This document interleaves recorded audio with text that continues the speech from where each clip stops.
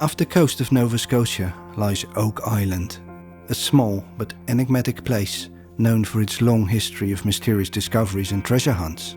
For centuries, researchers and adventurers have speculated about the secrets hidden beneath its soil, secrets that may involve ancient symbols and alignments that could lead to a priceless treasure buried deep underground. I'm Koyan Mol, a researcher and author who's been involved with the mystery of Oak Island for a number of years now.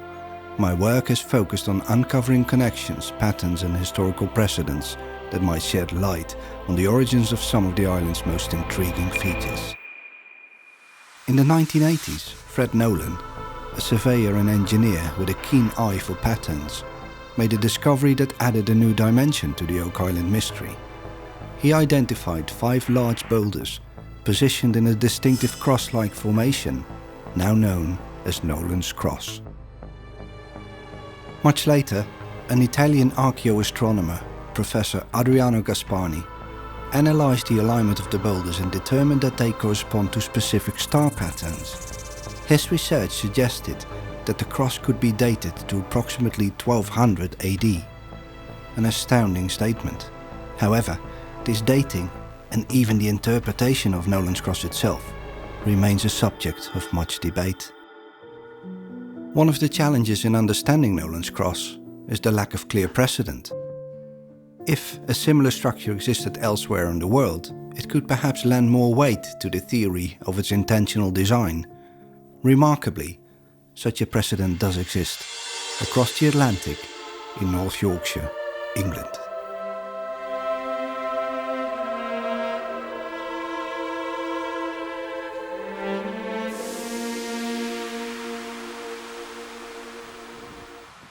Morning, everyone. It's Expedition Day. Gorgeous day. For years, I scoured Europe in search of medieval structures, hoping to uncover a template for Nolan's Cross, never finding anything, until I decided to go on a hike in the Yorkshire Moors. North Yorkshire, with its gorgeous rolling moors and historic landscapes, was a region of significant economic importance during the Middle Ages, largely due to its flourishing wool trade. Between 1132 and 1156, the region saw the establishment of no less than 8 Cistercian abbeys and 13 Templar commanderies and preceptories, forming a network of religious and military influence. Near a former Templar commandery lies an intriguing formation known as Temple Beeld. The name itself is a reference to its Templar connections, similar to other places in England that are still tied to the Knights Templar, with the word temple in their names. Hey, I'm at Temple Beeld Hill in North Yorkshire, in the North Yorkshire Moors, beautiful area, and I'm here to see this stone cross formation made up out of 5 megaliths in the same angle as Nolan's Cross. So there's 2 parallels, right? It's a cross made up out of 5 megaliths, and its angle is 60 degrees, which is remarkable. Temple Beeld is composed of 5 megalithic stones arranged in a cross-like pattern. Like Nolan's Cross on Oak Island, 4 stones form the arms of the cross, while a 5th sits off-center along the length of the cross's axis. In the last few hundred years, a curved stone wall was added to the formation at Temple Beeld to shelter the sheep that graze here, just as they did in the 12th and 13th centuries when the land was used by the Knights Templar. However, archaeological research has confirmed that the 5 original megaliths predate the wall, standing independently before the enclosure was built. When the GPS coordinates of the Temple Beeld Cross and Nolan's Cross are compared, the deviation in the angles of their arms is minimal, so small in fact that the 2 angles of the arms can be called identical. The lands surrounding Temple Beeld were used by the Knights Templar of Westerdale for sheep grazing and wool production. I'm standing on the edge of the village of Westerdale in the North Yorkshire Moors. You see the moors over there, you see, with the purples. That's where we find Temple Beeld Hill with Temple Beeld Cross.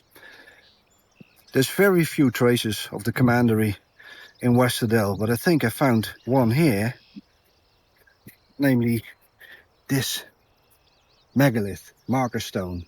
There's a pommel. This is used to be a sword.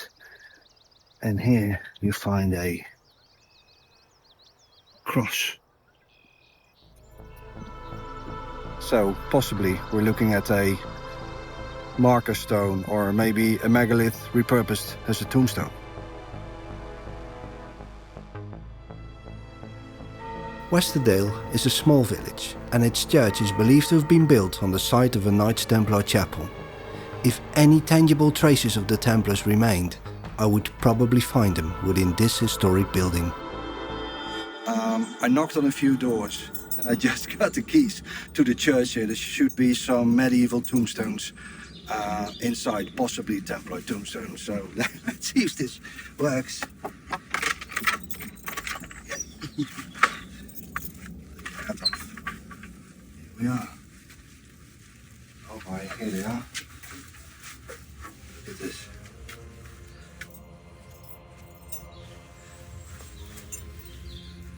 Ghost ball. This is a knight's stone. You see a sword, bow and arrow.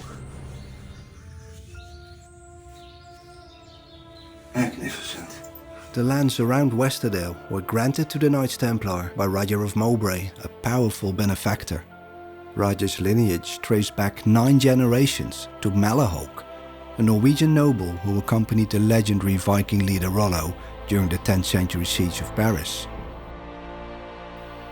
Following their baptisms and peace treaty with the King of France, Charles the Simple, in 911, Rollo and his descendants were granted the County of Normandy, a pivotal moment in European history.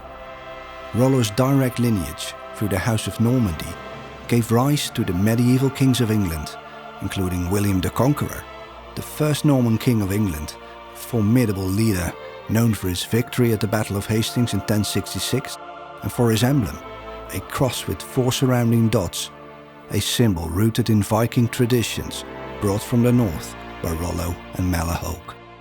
This same cross and its 4 dots was found carved into a rock on Oak Island in the 1930s. This temple-built cross, situated on medieval Templar lands in the United Kingdom, appears to mirror Nolan's cross on Oak Island in both structure and symbolism. Notably, the central stone of Temple Build contains cup marks, small carved circular indentations that, upon closer inspection, appear to form a pattern resembling the constellation Cygnus. This same constellation, Cygnus, has been associated with Nolan's cross on Oak Island, both as a constellation in the shape of a great cross and as the swan that it represents in the sky. The parallels between the 2 crosses on both sides of the Atlantic raise intriguing questions about their origins and purpose. Could the design of Nolan's cross have roots in medieval England? And if so, what was the deeper meaning behind these star-aligned megalithic markers?